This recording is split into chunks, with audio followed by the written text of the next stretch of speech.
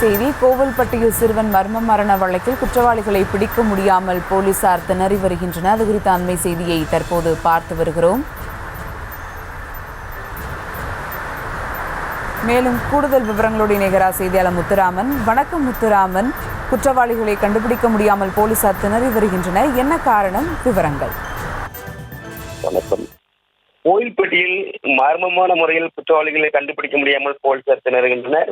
ஒரு பெண் உட்பட 4 பேரிடம் போலீசார் தீவிர விசாரணை நடைபெற்று வருகிறது.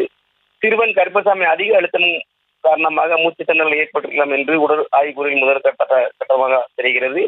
கோயில்பட்டியில் உள்ள காந்திநகர் பகுதியில் இந்த கார்த்திக் முருகன் தம்பதி இளைய மகன் கருப்பசாமி உடல நேற்று இரவு நல்லடக்கம் செய்யப்பட்டது. இதைத் தொடர்ந்து நேற்று இரவு பகுதியில் வீடுகளில் போலீசார் தொடர்ந்து விசாரணை நடைபெற்று வந்தது. மூப்ப நாயகிகள் வரவழைக்கப்பட்டு சோதனையும் செய்யப்பட்டது. மூப்ப நாய் இந்த பகுதியில் சுற்றி வந்தது குறிப்பிடத்தக்கது. நிலையில் இந்த வழக்கு தொடர்பாக ஒரு பெண் உட்பட 4 பேர் ரகசிய இடத்தில் விசாரணை நடைபெற்று வருகிறது.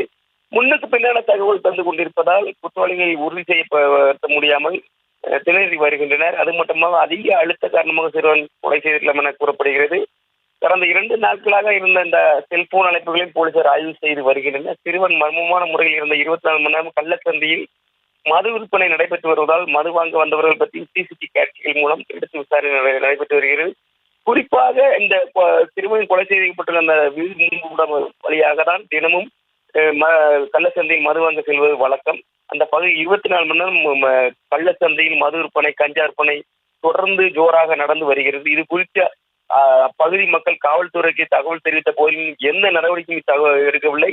தகவல் தெரிவிப்பது கூட விற்பனை செய்யப்படும் காவல்துறை சொல்லி தகவல் எந்த அதிர்ச்சியும் வெளியாகி உள்ளது.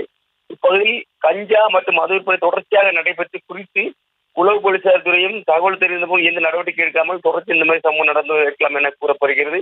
பொதுவாக உளவுத்துறை கொடுத்த தகவல் அடிப்படையில் காவல்துறை நடவடிக்கை எடுத்திருந்தால் இது போன்ற நிகழ்வுகள் நடந்திருக்க வாய்ப்பு இருக்காது என்று அப்பகுதிகள் குற்றம் சாட்டுகின்றன. விவரங்களுக்கு நன்றி முத்துராமன்.